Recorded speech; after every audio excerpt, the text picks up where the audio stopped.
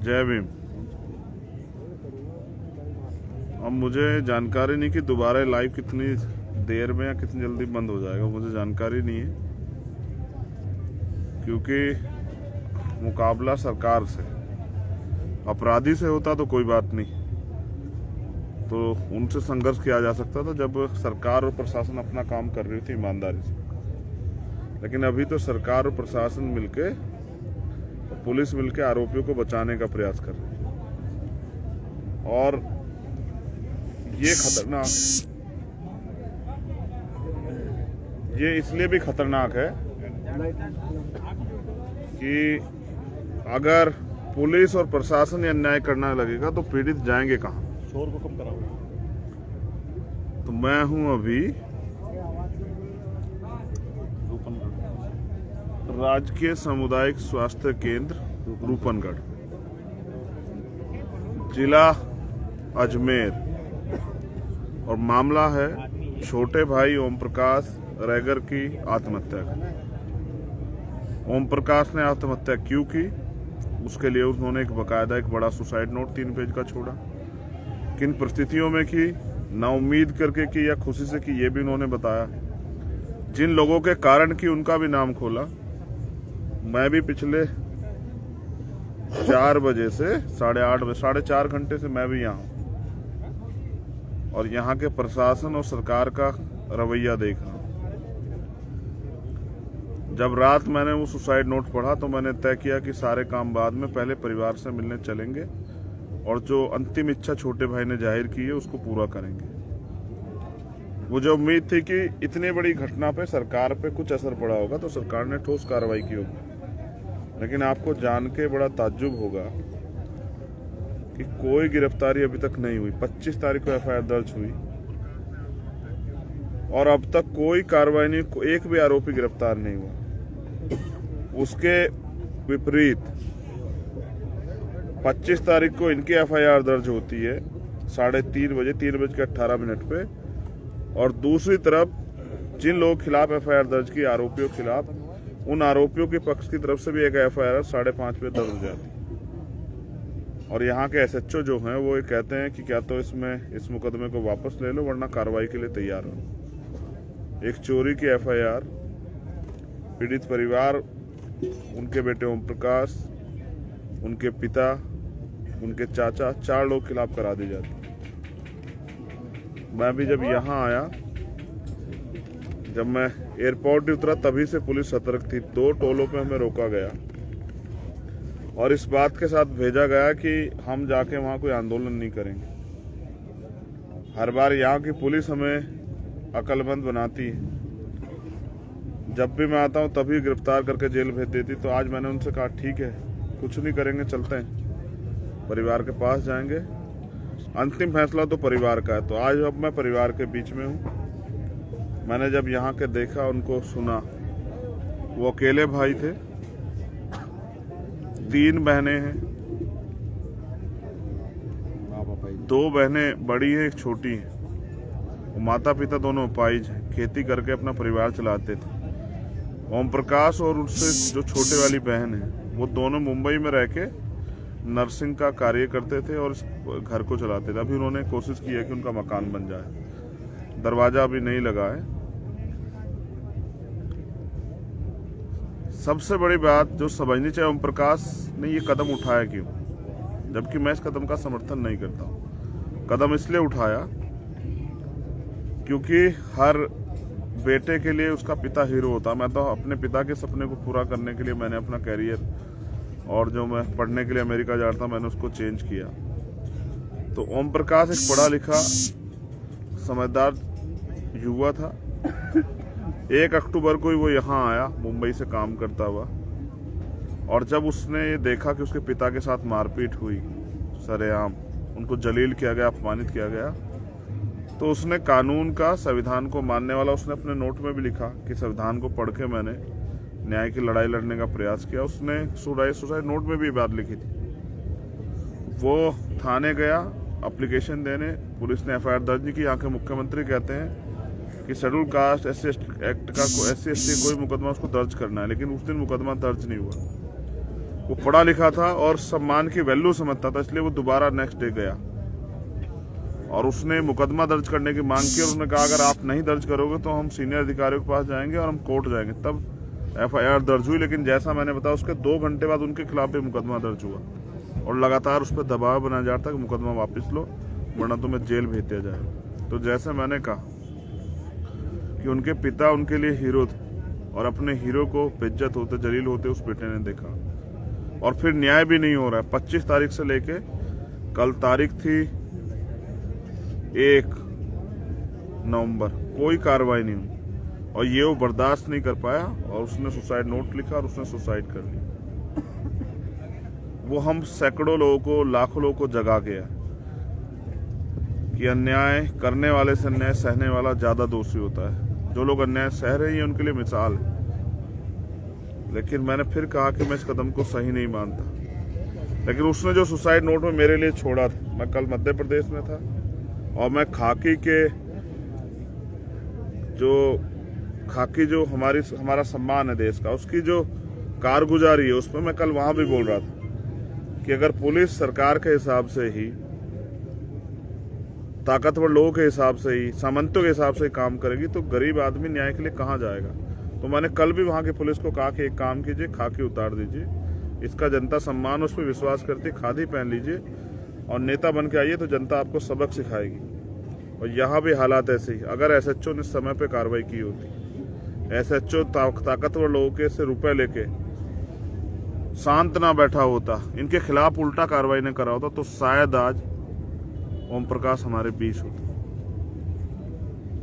इसलिए हम लोगों ने मांग की है कि उस SHO पे और उस CO पे, जिसके ऊपर जांच की जिम्मेदारी थी और वो आरोपी घर बैठ के चाय और नाश्ता करता और उल्टा ओम प्रकाश उसके पापा को धमकाता है, यानी कि वो अपने कार्य के प्रति भी लापरवाह है, अपनी पावर का मिसयूज कर रहे हैं। उनके पास अगर मुकदमा लिखने का अधिकार है, धारा लगाने का अधिकार है, तो क्या पीड़ितों को ही मारने का काम करोगे? तो जिन्होंने अपनी पावर का मिसयूज किया उस SHO CO खिलाफ भी हमने लिख के दिया कि उनके खिलाफ FIR दर्ज हो। और वो सरपंच, वो पैसे वाला व्यक्ति जिसके ताकत के दम पे कानूनी कार्रवाई नहीं दी, उसके खिलाफ भी हमने मुकदमा दर्ज करा है। अभी हमारी बहुत सारी मांगे जो है बाकी, लेकिन सबसे आवश्यक मांग यहाँ के मुख्यमंत्री से, मैं तो ये समझता था वो पिछड़े वर्ग से आते हैं तो कम से कम दलितों की, आदिवासियों की, पिछड़ों के दर्द को समझते होंगे,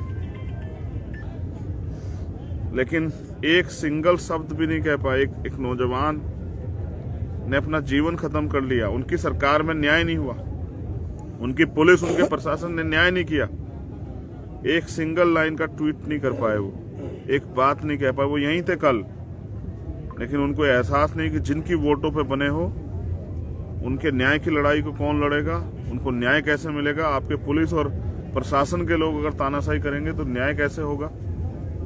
तो अभी तक वो SHO सस्पेंड नहीं हुआ। ये बात हमें तब पता लगी जब हमने उस मुकदमे को दर्ज कराने के लिए एप्लीकेशन दी, तो मुकदमा लिखेगा कौन, तो पता लगा थाना अध्यक्ष अभी वही हैं। जिस SHO ने उस समय कार्रवाई नहीं करी वो आज क्या न्याय देगा। इसलिए वो CO और SHO अभी भी अपनी कुर्सी पे है, तो मैं समझता हूँ न्याय नहीं हो सकता। तो अभी भी मैं उम्मीद करता हूँ कि सोए हुए मुख्यमंत्री जागेंगे। मैंने उनकी यहाँ फोटो लगी है, मैंने पानी से उनकी आंखें धोने का प्रयास किया कि उनकी आंखें खुल जाएं, उनके प्रदेश में क्या हो रहा है। और अगर हम संघर्ष करेंगे, मोर्चेबंदी करेंगे तो रोने लग जाएंगे इनके यहाँ से लेकर दिल्ली तक के नेता और कहेंगे कि बताइए विपक्ष के खिलाफ ही चंद्रशेखर आंदोलन कर रहे हैं। तो मैं जानना चाहता हूँ, यहाँ विपक्ष में या तो सरकार है, आप पूरे देश में हल्ला मचाते हैं कि लोकतंत्र की हत्या हो रही, तो आपकी सरकार में क्या हो रहा है। अगर हम लोग यहाँ 4-4.5 घंटे से बैठे हैं, पीड़ित 30 घंटे होंगे बॉडी को, डेड बॉडी को, अभी तक जो है सरकार की आंख नहीं खुली। अभी तक जो है इन 3 बच्चों का क्या होगा, उनके विकलांग पिता माँ का क्या होगा, इस पे सरकार ने एक शब्द नहीं बोला। सरकार का कोई कैबिनेट मिनिस्टर, सरकार का कोई नेता यहाँ नहीं आया। और तो छोड़िए, जो मजबूत विपक्ष है यहाँ, भारतीय जनता पार्टी, दलितों को तो उनसे भी नफरत है।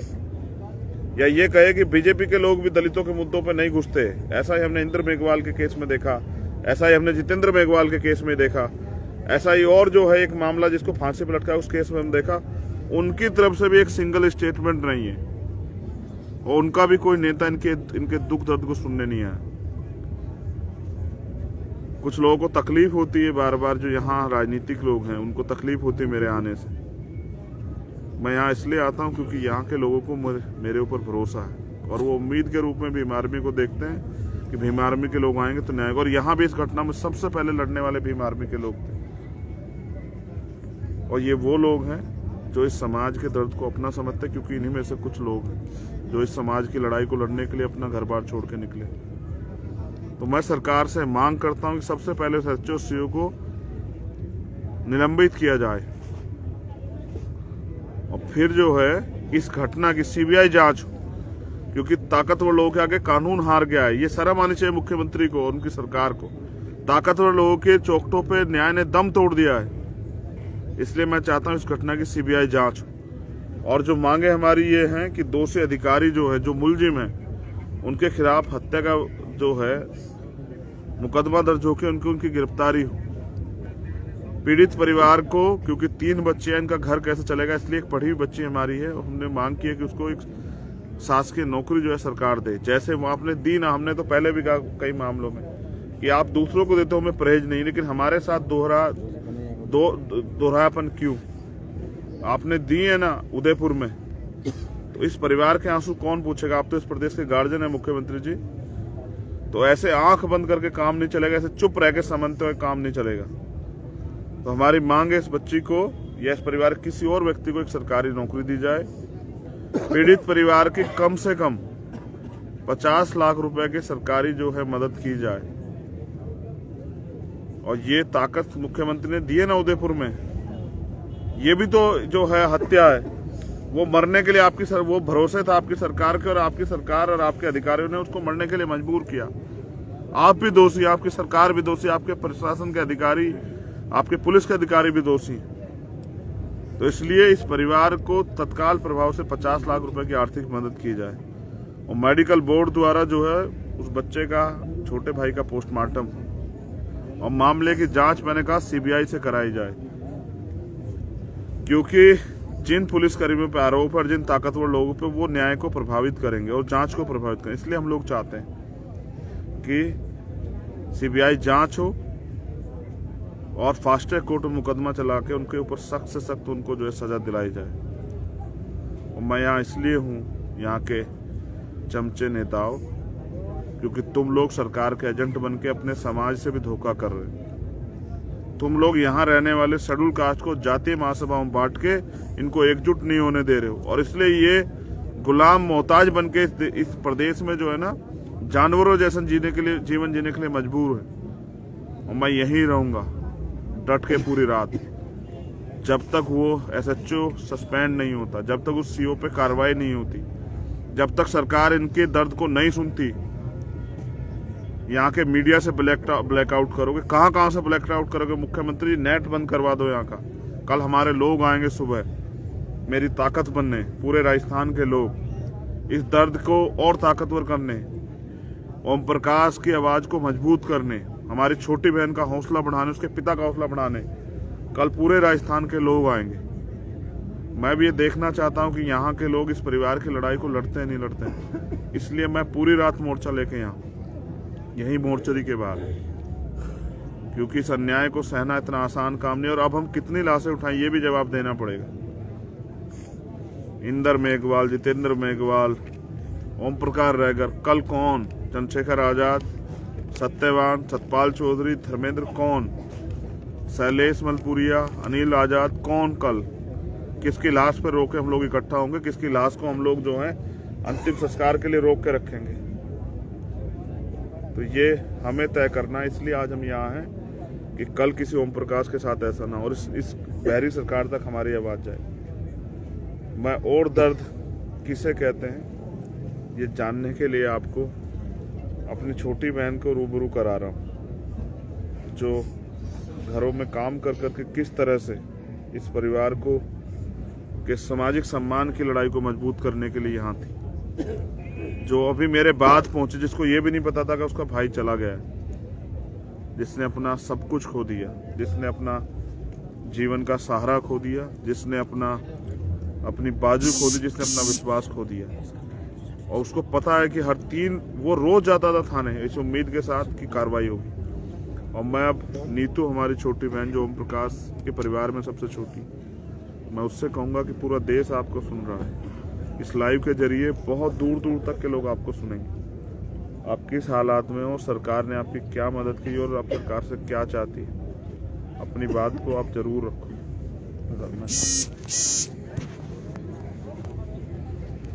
घुमा दो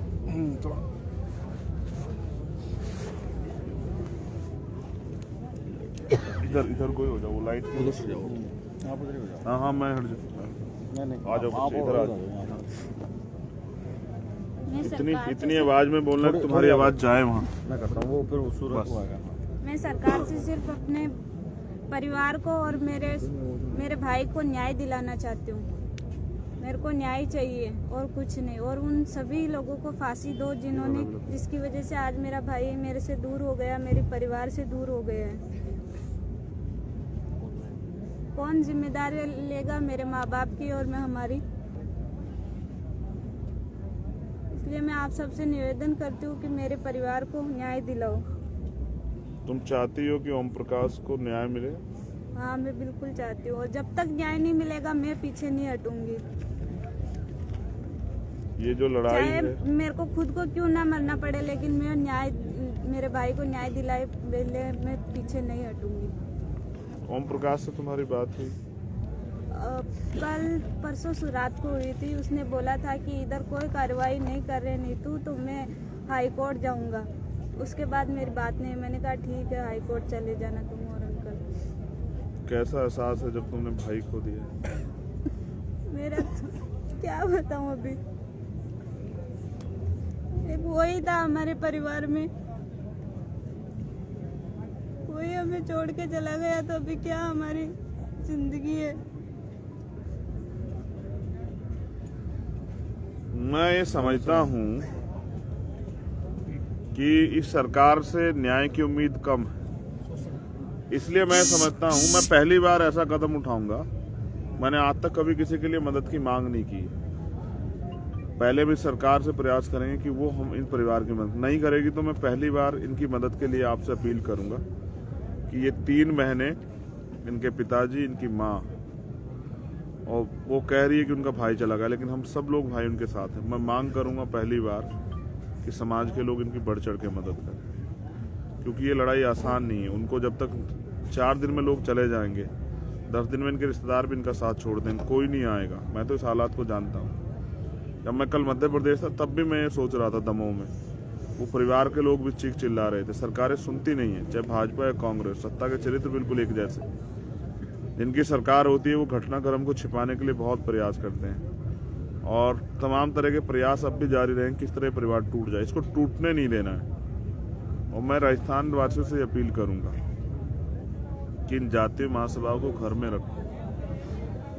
बाबा साहब हमें वर्ग बना के गए, शेड्यूल कास्ट। अगर आप में के खून में जरा सा भी उबाल है, अगर आपको जरा सी भी तकलीफ, तो एक दूसरे का हाथ पकड़िए। अभी तो महासभा हुई थी ना एक, आज उसी समाज को अन्याय के साथ जब अन्याय हुआ तो मुख्यमंत्री के मुंह से आवाज नहीं निकल रही। गुलामी बंद करो यार, तुम खुद ताकतवर हो। अपनी ताकत को नेताओं के भरोसे मत छोड़ो। अगर छोड़ोगे तो फिर ये नीतू यहाँ बैठ के रोएगी, चिल्लाएगी, और ओम प्रकाश बलि चढ़ जाएगा इस व्यवस्था की, सरकारों की। इसलिए मैं आपसे अपील कर रहा हूँ कि कल इसकी ताकत बनने के लिए आना सुबह। भाई अपनी जान देके इतना न्याय मांगेंगे आखिर में। आज मेरा भाई मांगा, कल दूसरा कोई अगर उसको न्याय नहीं मिलेगा तो ऐसा ही करेगा। मैं फिर कह रहा हूँ, ये लोकतंत्र है, यहाँ सरों की कीमत है। आपको ताकतवर बन के आप इस लड़ाई को जीत सकते हो। आज आप देखो ये परिवार क्या महसूस कर रहा है। मैं इसलिए आपसे अपील करता हूँ कि सुबह आपकी एकता, दिन निकलेगा, इधर सूरज निकलेगा, इधर इनके चेहरों पे भी चमक आनी चाहिए आपकी ताकत देख के। कल एहसास होना चाहिए अजमेर को और तहसील रूपनगढ़ को एहसास होना चाहिए कि हम अब बटने वाले नहीं, और हम अपनी ताकत का प्रदर्शन जो है कल करेंगे। मैं चाहता हूँ उससे पहले बहरी सरकार जाग जाए और जो हमारी मांगे उन पर काम करें। जो लोग इससे जुड़े, मैं उनसे अपील करूंगा कि वो उसको शेयर करें और पूरे सब जगह तक ये बात पहुंचाएं। और राजस्थान के साथियों कल इंतजार करूंगा सुबह। हम लोग यहीं खड़े हैं डट के। जब तक इस परिवार को न्याय नहीं मिलता तब तक ये लड़ाई जारी रहेगी। जय भीम, जय भारत, जय मंडल, जय जोहार, जय संविधान। आप सभी के लिए मंगल कामना, उस परिवार के लिए आदरांजलि, ओम प्रकाश के लिए आदरांजलि। उस परिवार को तथागत महामानव बुद्ध जो हैं दुख सहने की क्षमता प्रदान करे, प्रकृति इनको ताकत दे। हमारी छोटी बहन को कि वो इस लड़ाई को दमखम से लड़े और आरोपियों को सजा मिले। कल आपसे मुलाकात। जय भीम।